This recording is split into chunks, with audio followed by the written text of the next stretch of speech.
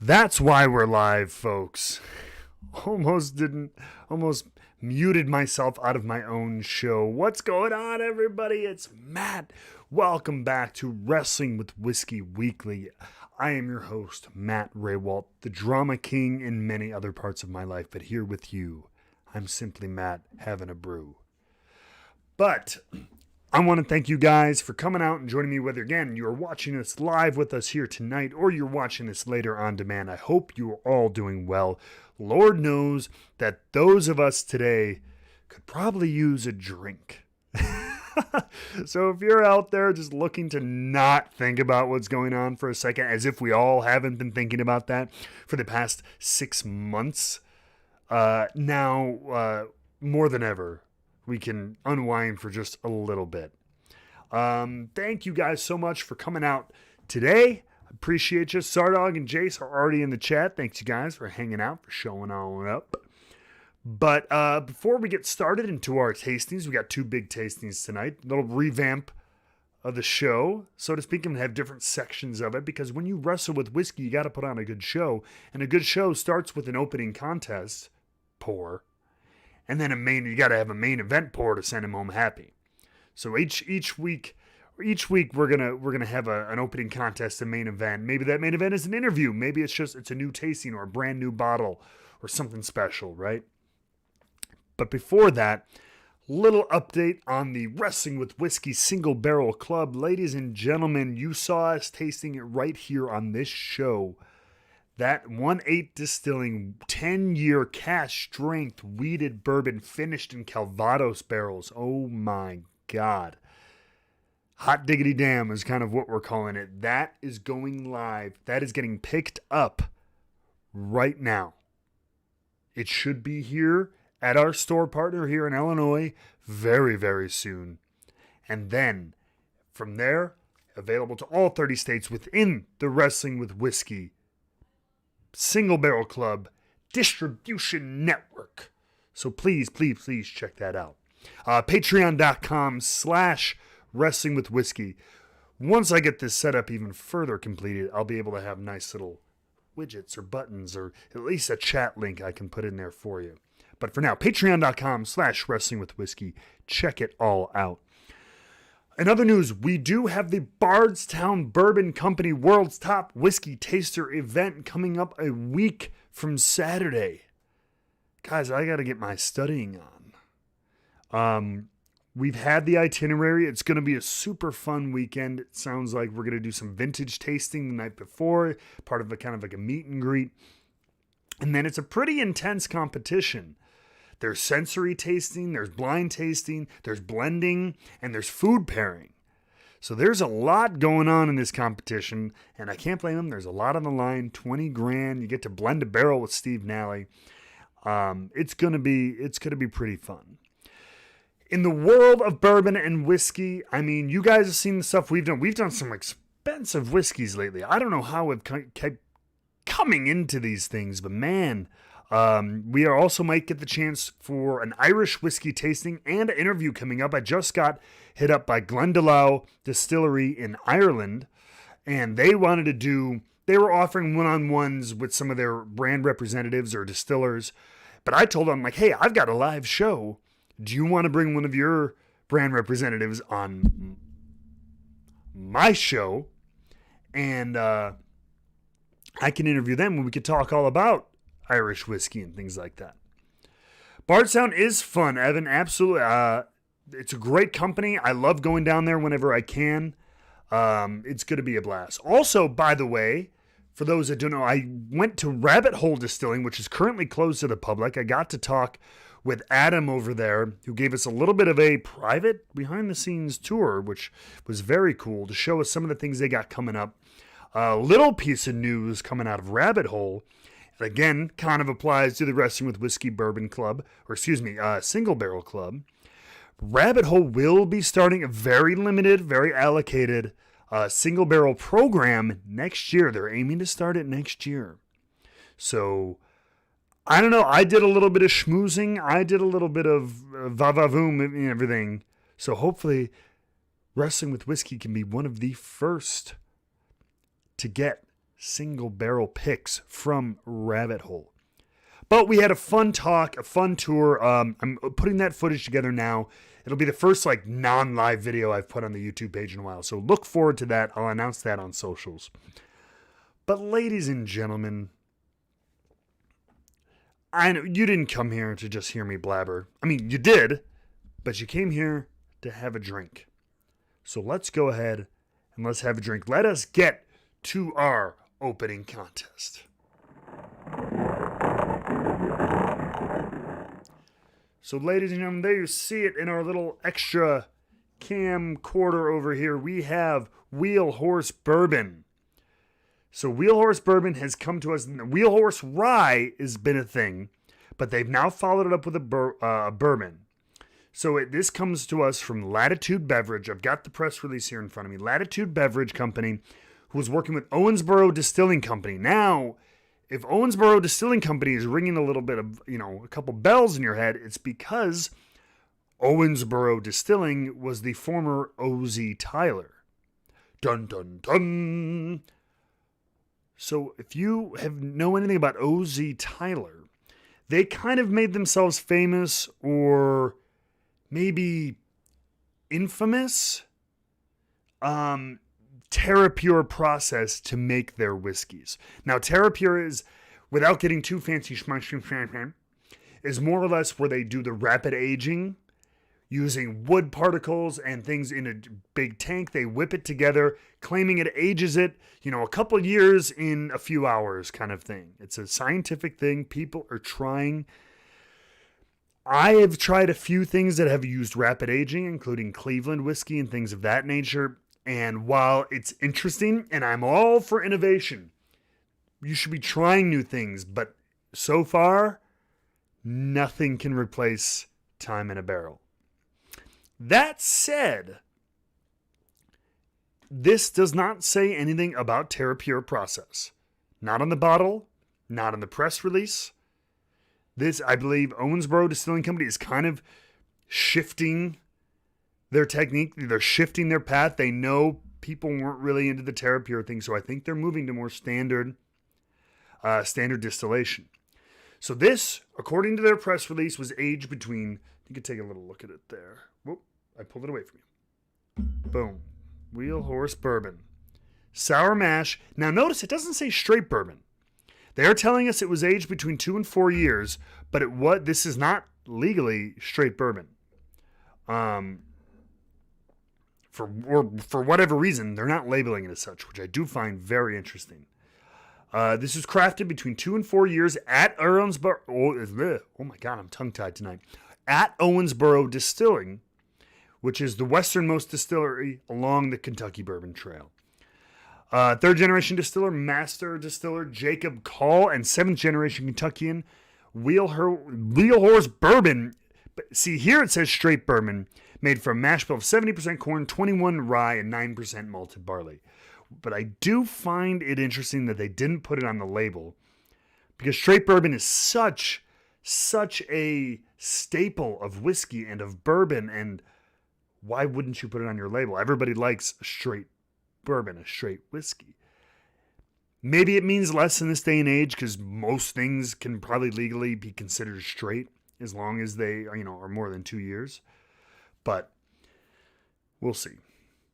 So they, again, 70 corn, 21 rye, 9% malted barley, traditional sour mash, copper still, 53-gallon barrels. Doesn't tell us the char level.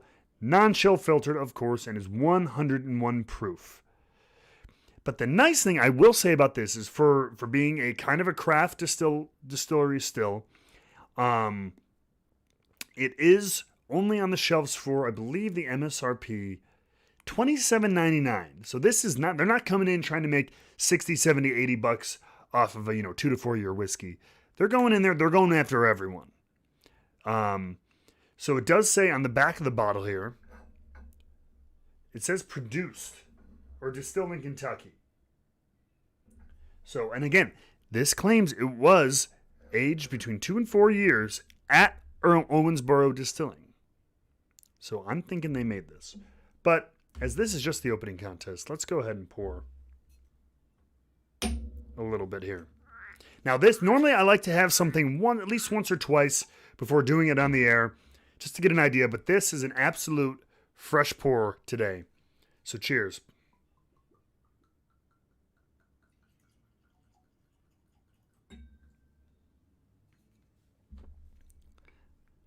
Like I said, we could all use a drink today. So this will have to do for that.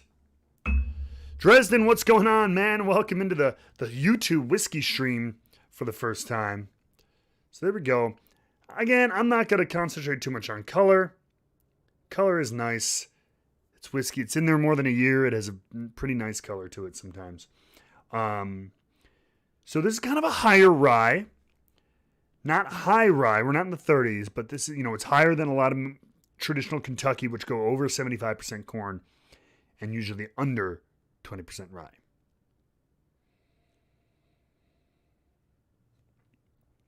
Right off the bat, we got some nice kind of warm butterscotch. Sugary corn notes on there as well. Alcohol is fluttering off the top. I mean, it is 101 proof. This isn't like 90, or something like that. This is over the 100 proof mark. In line with Wild Turkey 101, right? 101 proof. Wild Turkey is a little bit older, and it's, Wild Turkey.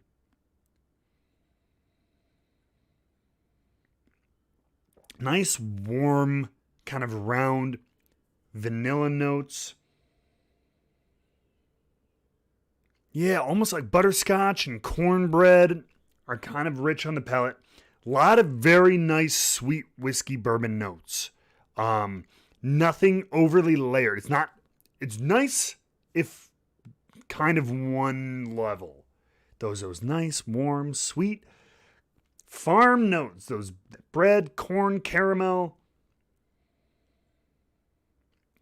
And all of that is a little, and with being a little grain forward. Just a little bit. Richie and Anthony, welcome into the chat. Welcome into the Wrestling with Whiskey Club. What is going on? Welcome, you guys. Hope you have fun. Please, welcome, welcome, welcome. We are tasting some Wheelhorse bourbon today from Owensboro Distilling, the former OZ Tyler. So all in all, nice nose. Not overly complex, but again, it is on the younger side. So let's taste. Cheers.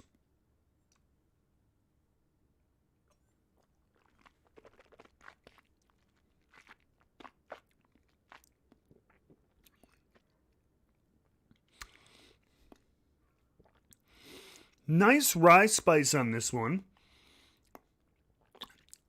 Hits you with the proof. Surprisingly, like, to me, 101 isn't crazy high or anything like that. But this hits you a little punches you a little hard for 101 even. But again, absolute fresh crack. Hasn't been opened yet, so sometimes you need a little air to breathe some life, some ease into it a little bit.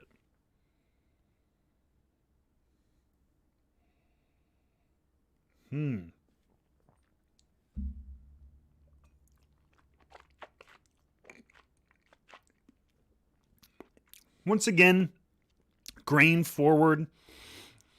I would say corn heavy.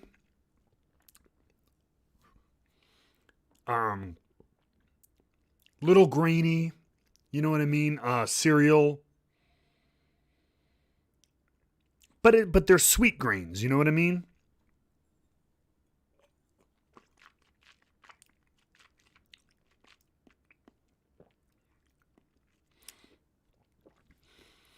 Right now, it's hard to see exactly what is going on with it's like there's something there. I'd be curious. Again, I say this a lot. I'd be curious at 6-8 years what this is like.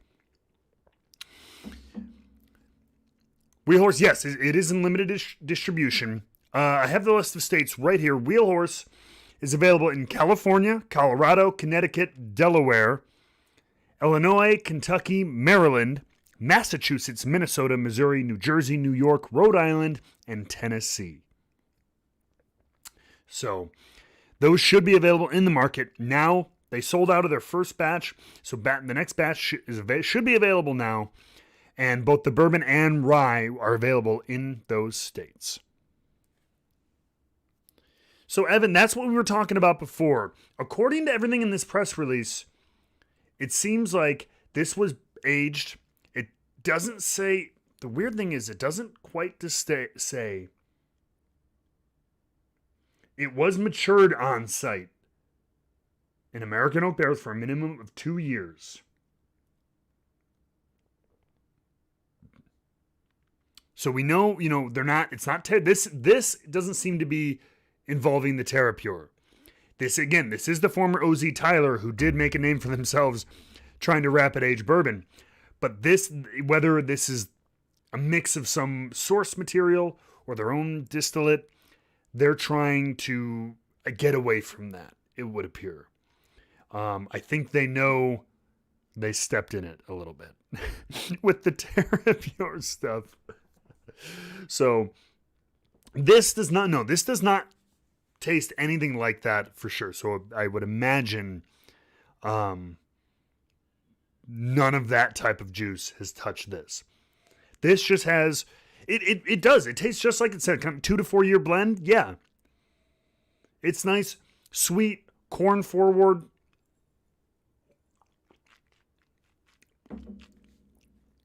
With a decent amount of spice. It's a little overly bitter at times. But all in all, not bad. The tough part is the 101 proof is nice because a lot of these companies for their first release try to come out at higher price points. So the $27.99 at 101 proof is a nice price point. But then when you're competing with things like Wild Turkey 101, that's a little tough if you ask me. I would still take Wild Turkey 101 at $23 over this. But showing some promise, way better than the TerraPure stuff for sure. So Owensboro Distilling, nice switch, nice change up. I think you got good things in your future. Keep up what you're doing with this.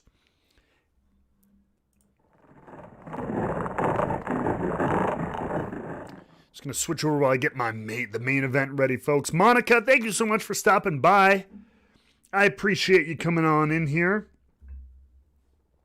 And thank you everybody in the chat for coming by. Appreciate you guys as well, as always. I hope everybody is handling today, if you're in the United States with us here, as well as you can. I know it's a crazy day. and we're not going to get into the weeds on any of this stuff. But long, stressful day and week. But ladies and gentlemen, that's what whiskey's for. As we get this main event ready. Main event courtesy of one of our friends who was here. I'm not sure if they're still here in the chat. Jace of Taste with Jace. Let's jump into the main event.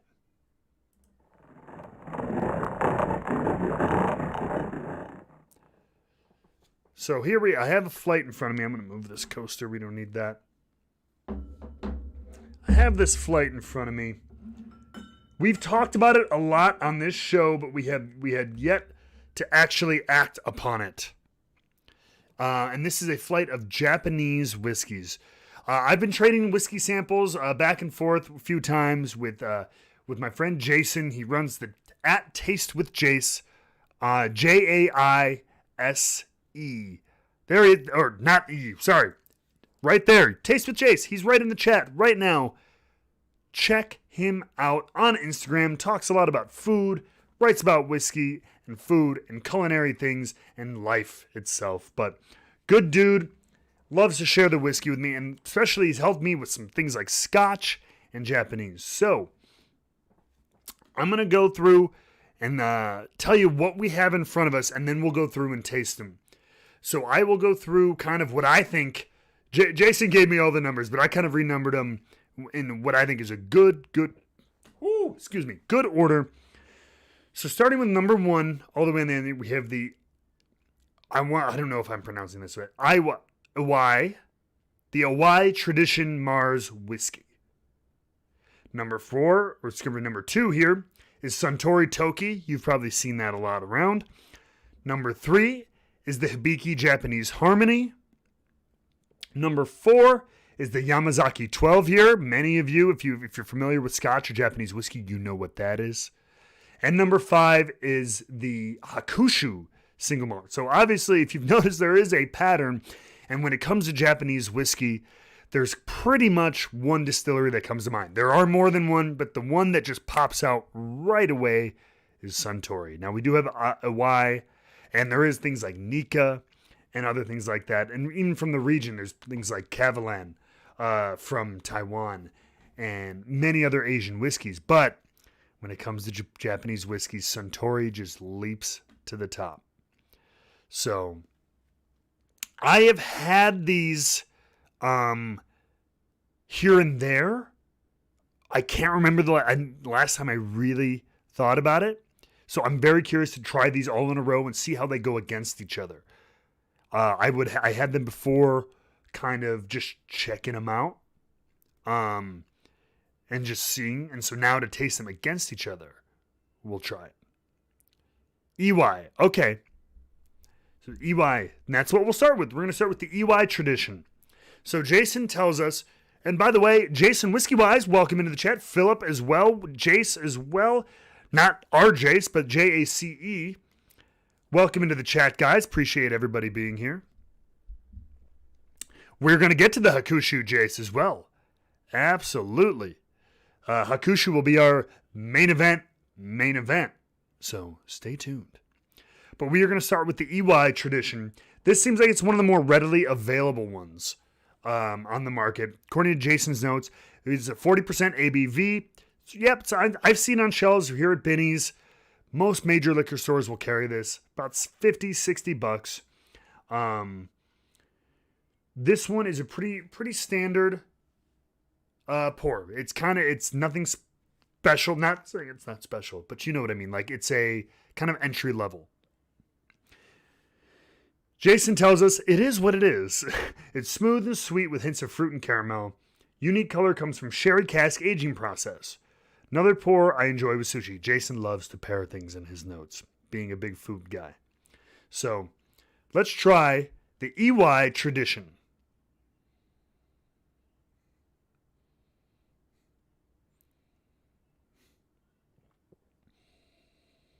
It is very light and sweet for sure. The Hakushu here, every Hakushu I've seen is 12 year. According to Jason's, and maybe he can answer, this is the Hakushu Distiller's Reserve. This came from a sample bottle. I don't know if there's a different 12-year from the Hakushu Distillery Reserve, but that is what Jason has written in his notes. But as for the Iwai, smells like a light Highland Scotch for sure. Again, we're dealing with 40% ABV.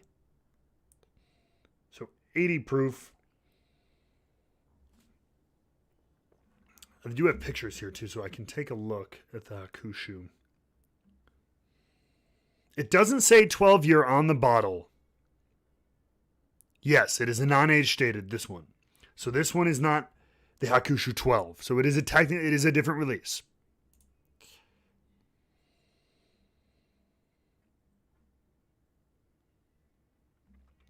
But the Iwai is... Not much to say on this one. I agree with Jason's notes. Light, sweet, fruity, but not overall a ton going on. Let's taste.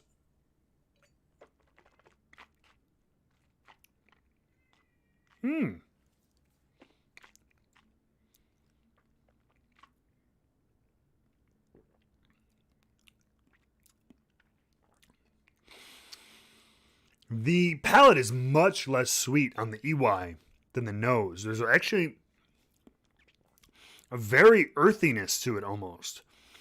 I wouldn't go as far to say like peaty, because I know it is not a peated whiskey like Scotch is, but man, this is very interesting.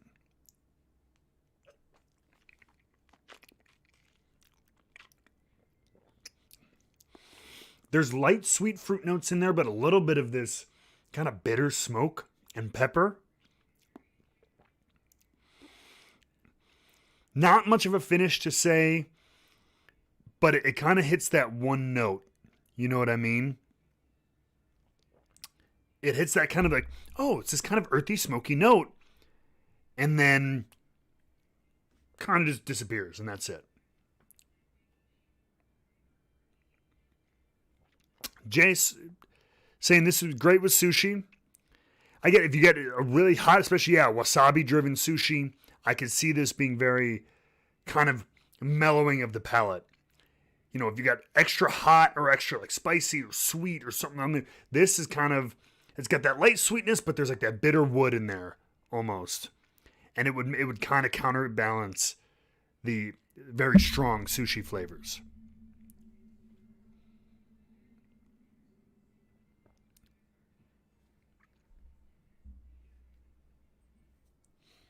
Timothy, Timothy, not even an enthusiast, but you're finding it interesting. I'm happy to have you here. Please, come on in. We're a welcoming bunch. We like to talk about whiskey, but we talk about things other than that as well. Come hang out. We appreciate you being here. Jace, yes, give it a try. Again, if you're into Scotch whiskeys, I think you'll like the Iwai. It has a lot of these, since they are the same kind of single malt process for the most of them. There's malted whiskeys. You'll have a lot of similarities, but this one in particular has that earthiness that might ring true.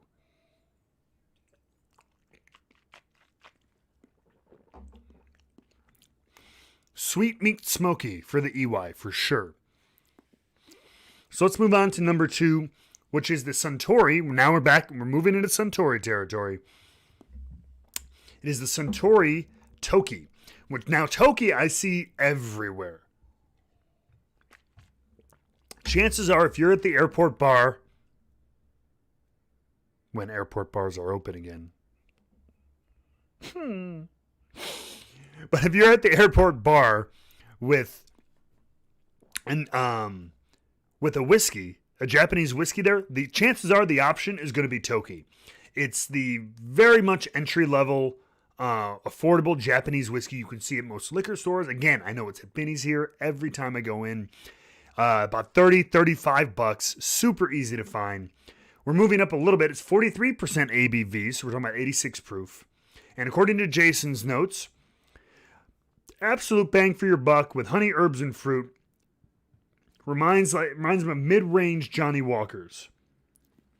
This one's easy to enjoy over and over again without hurting the wallet. There you go. 2 guys already suggesting the Toki Highball. Great suggestion, especially with a more affordable whiskey. You can use a lot of it in cocktails and things like that. I have yet to experiment with a lot of single malt cocktails, so I might have to try that one. This one, yes, much more fruit forward, I would think, for this one. A little bit more caramel. This is, almost ringing more American whiskey, just a little bit. Not as much spice, but fruit and caramel for sure.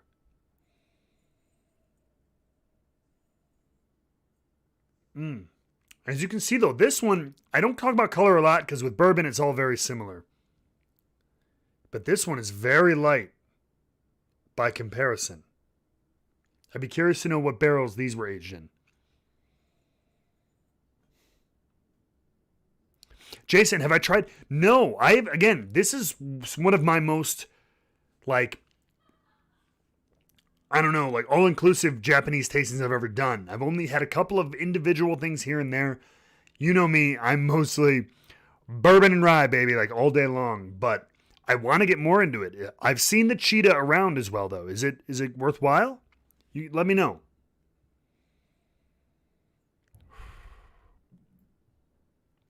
This is really nice. Light. It's got those almost like white wine. Maybe I'm influenced by the color, but crisp apple and honey a little bit, but very, very light. Let's taste.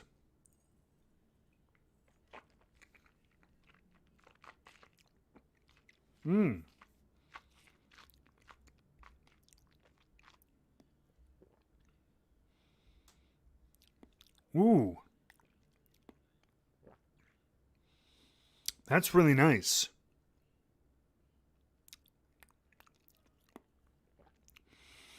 Again, there's this nice bitter note, but instead of just kind of coming out of nowhere from a fruity nose to this smoky, it's got this oaky bitterness, but with this light fruit dancing on top of it.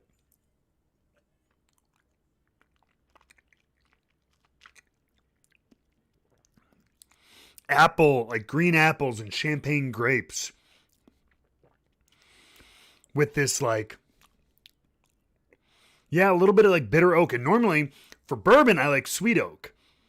And there are some of those older bourbons and stuff like that. But this, it balances out the crisp fruit notes really nicely. And this one definitely has more of a finish than the EY.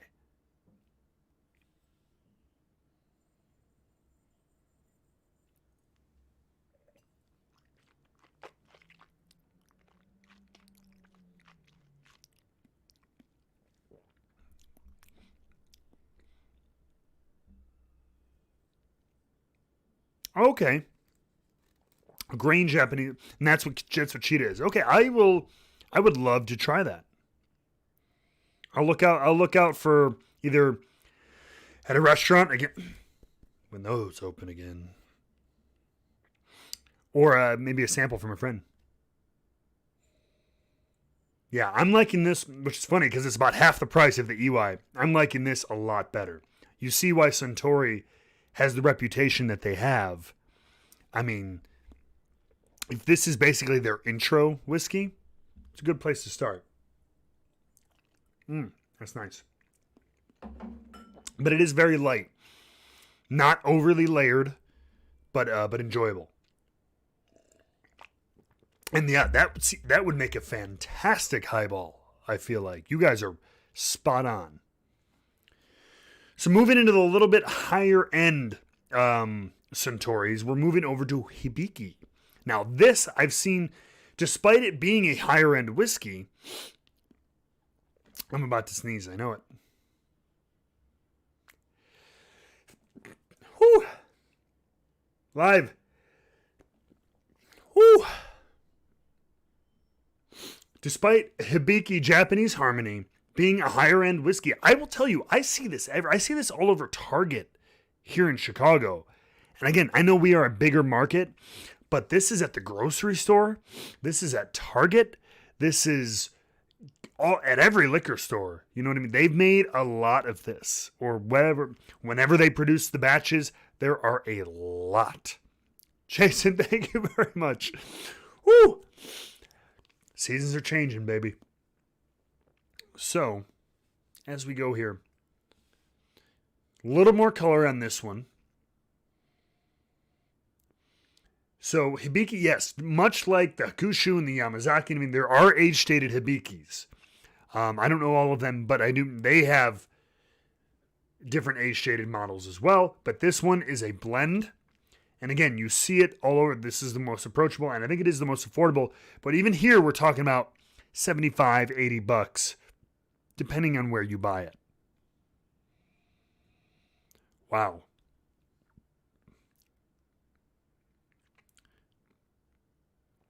According to Jason's note, this is the most affordable of the Hibiki family. Nice spiciness that complements sashimi and nigiri really well. Jason feels like this bottle might start becoming rare in the next year or two. That could happen. And this, I mean, again, it's everywhere now. So if you like it, maybe snatch it up. But man, this nose is nice. This is a really, really nice nose. Hibiki has a beautiful bottle. And especially, there's been some, I know our friend Whiskey Heaven had a couple of Hibikis that have the art decorated bottles that are just absolutely gorgeous. Oh my God. But forget if the bottle's pretty. This nose is beautiful. I keep ducking behind the screen.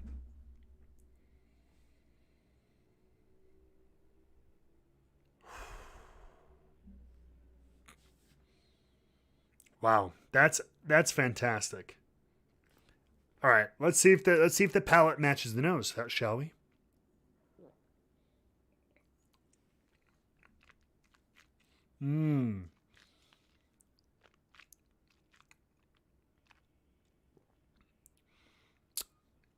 Wow, that's really nice.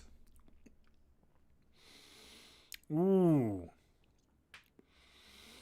That's, again, there's this constant bitterness that I'm finding from the Japanese whiskeys. But the better they are, the more like subtly ingrained it is, as opposed to like, boom, it's kind of harsh right off the bat. This one's mellowed in there amongst fruit.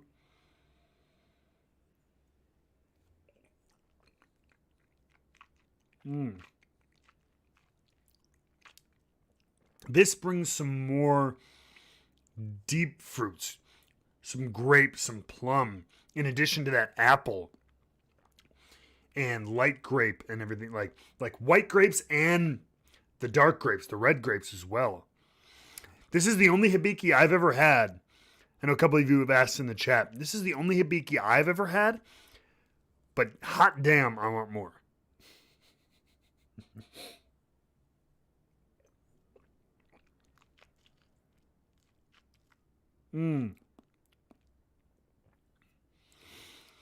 Yeah, unfortunately, the Japanese whiskey, especially the age-stated ones, like age-stated whiskeys everywhere, are getting outrageous markups.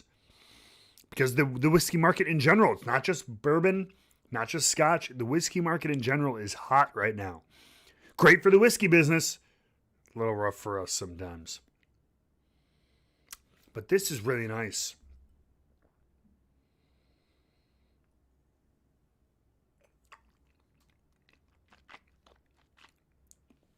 Good spice, a mellow caramel in there as well. Both light and dark fruits, and then that kind of etched in bitterness that just rolls with everything. That's really nice. Again, that's a little bit more of a luxury pour. Again, compared to like entry level things, we're in the $70, $80 range. Still south of $100. But we're not south of $100 for long, because coming up next, both of these I've never had the chance to try in any way, any shape, any form. We are going Yamazaki 12 year. Now this is the one, it's like I feel from what I understand, and some of you in the chat may know, from people who know Japanese whiskey, this used to be relatively available. This was like, I don't know, I'm trying to think, like a Weller 12 10 years ago, right? It would the Yamazaki 12 was like, yeah, it wasn't that hard to find at your store or anything like that, and it was at a reasonable price, but there's been less and less of it lately, and the price has gone up and up. According to Jason's notes here, the 12-year, this was a common $50 bottle. Won some awards, and now it's hard to find, and if you do, it's somewhere more in the range of $150 to $200, depending on the secondary or store price that you're getting. He says this one has more of a syrupy hint to it, kind of like Bunnahabhain with fruit. Some people find cloves and cinnamon. It's rightfully adored, but is it quite worth the aftermarket price? That's up to you. So let's know. You've got me excited now, Jace. You really do. Oh.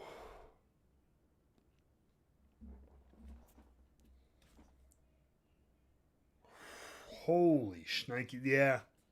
That's nice. That is nice, man.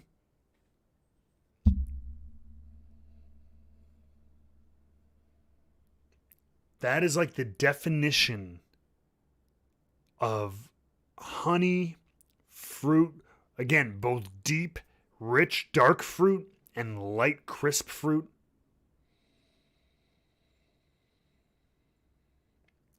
Yeah, syrup, sugar almost on the nose. This is my first Yamazaki. Wow. And if this is the 12, this is just 12, which for like a single malt whiskey is actually not crazy old. I can only imagine what the 18 is like. Oh, man. They know the Japanese do know what they're doing, especially with blending and with the types of like wine barrels or bourbon barrels that they use to age. Oof. I see it here. I see it here in the state. Though it comes into some of the more specialty stores for like it's expensive, but it's not like for $160, $170. It's not crazy, but is it? Well, we're gonna find out if it's worth that. I'm gonna tell you. Oh my God. Cherry plum, like rich molasses and honey. God bless it.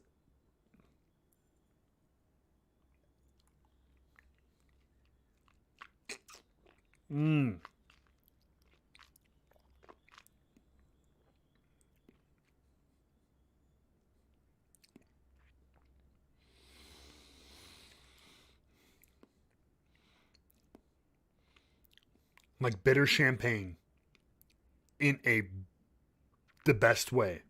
You know what I mean? Stone fruits, grape, crisp pear. Ooh. Oh, man.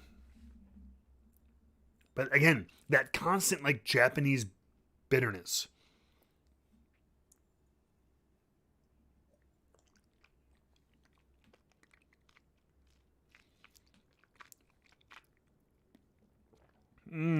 But viscous mouthfeel. Nice little kick of spice that doesn't overwhelm if that's not your thing, like a peppery spice. Wow. That is truly fantastic. I mean, hot damn. Jace, Yamazaki. I kind of agree with your sentiment. Like, I'm almost ashamed to admit, like, I would pay over $100 for this bottle. This is excellent. Richie, you'd pay $99. I would pay $99 all day for this. Wow.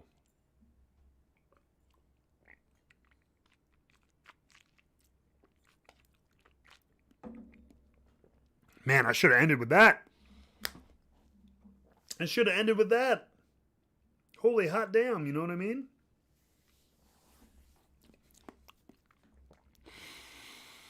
That one has a finish that just goes on and on and on. And it envelops the mouth more after you swallow than, like give it a second and then it kind of takes over. Wow. That is a gorgeous pour. Yamazaki 12-year Japanese whiskey. Wow, that's fantastic. Another single malt. And again, that is a 43% ABV. Wow. I do know. So that's one thing I do notice about Japanese whiskeys. So it's single malt, or it's a malted whiskey for the most part. Single malt, many of them. So it's a very similar process to, what do you call it? To Scotch.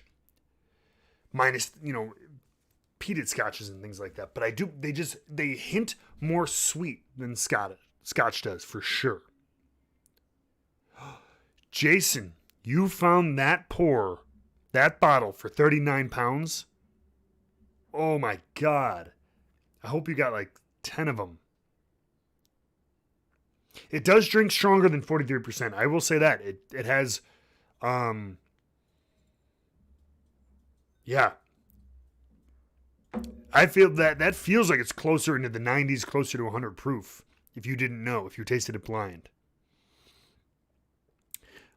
But moving on to the final, the Hakushu. This is the non-age stated Hakushu. This is the Distiller's Reserve. This came from a sample bottle, which is actually kind of interesting because those sample bottles I always find very, very interesting. So it's a little lighter. Jason's notes say this should be a very smooth daily drinker. It's like a Scottish Highland clone, fruity with herbs and smoke, difficult to find, and you can taste why. So we'll see.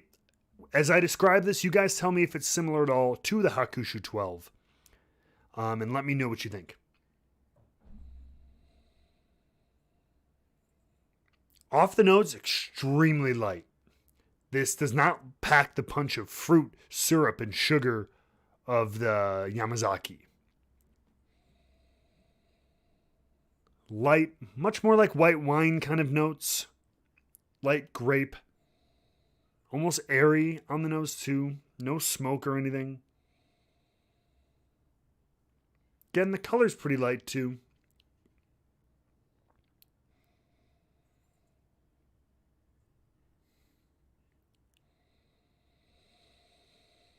Yeah, just a lot. I get a lot of like white grapes, white wine, like a Riesling almost, but just heavier because it's with, obviously stronger alcohol and everything like that.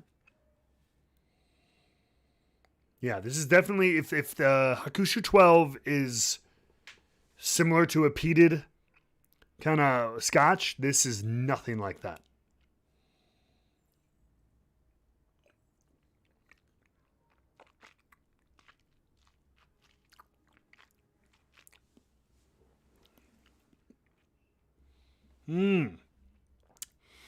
So once again, immediately, a little bit of smokiness on the palate.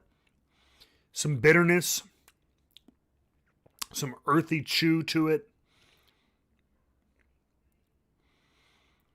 Still light fruit in there as well.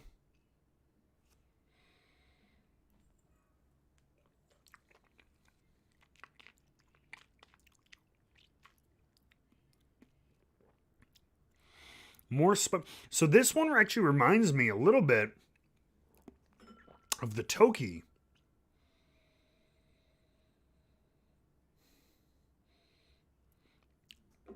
In some of its, but just like take Toki and turn it up to 11 sort of thing.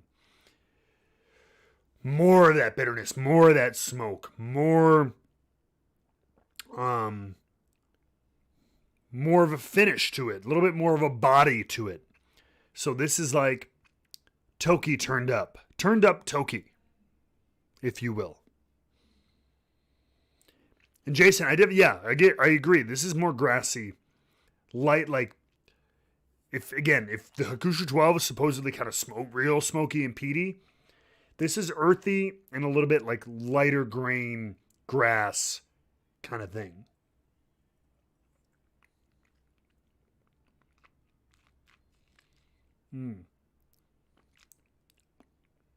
Herbal as well, for sure.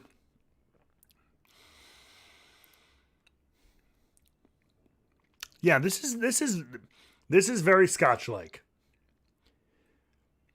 Little bit of that earthiness, that smokiness. But yeah, like Jay says, like a Highland Scotch. A little bit. So I can kind of see that. It's interesting.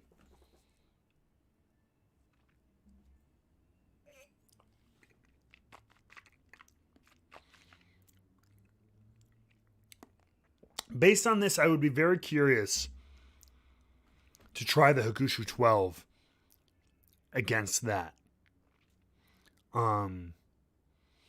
So we'll maybe see about that at some point. But those are fascinating. But man, I think you guys could tell by my reaction. You guys could tell by my notes, my face, my voice. Pick it up right here. That Yamazaki 12 though, man. Holy shnikes. Yeah, I said shnikes. I mean, hot damn. I mean, how do you get much better than that? Well, apparently with a Yamazaki 18, but I ain't getting anywhere near that.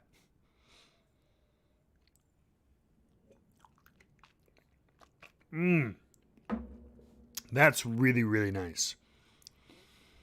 Ooh. Well, let's jump back to the chat.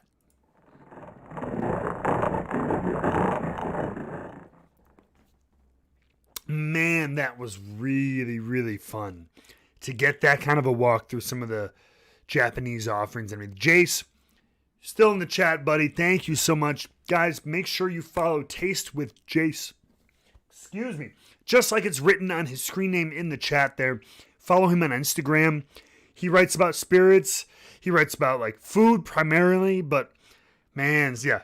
Somebody said it in the chat earlier, but his pictures make your mouth water. They make you hungry, man. They're really good. But this was really fascinating, really nice. This makes me want to, especially the Yamazaki line. If I can find at least a sample of the 18 or something like that. Maybe if I'm feeling froggy, a bottle of that 12. I know a couple stores where I've seen it, like I said, for less than $200. So, I don't know. I'm this close to pulling the trigger. Maybe as a Christmas present for somebody else who I can then steal a lot of samples from. But, guys, thank you so much for joining me for Wrestling with Whiskey Weekly once again. New setup. This is gonna keep getting better because now I am on a new rig here. I'm on a new computer setup and everything, so things will be integrated better, will work better. It'll be awesome. So we will try next week. I have just got delivered. For those of you who are in the whiskey market, whiskey without an E, with a Y, just a Y. Starward out of Australia. Brown-Forman just sent me 2 samples of their offerings. So those will be on the show next week. If you guys are interested, come join me. That'll probably be our main event next week. But hey, we still need an opening contest. So you know there'll be something fun. Make sure you join us. Same damn channel. Same damn time. Same damn show. The best darn spirit show on the internet, the Bourbon Show for the 21st century, Wrestling with Whiskey Weekly. Thank you guys. Have a great night and have a pour for the Drama King. Cheers, guys.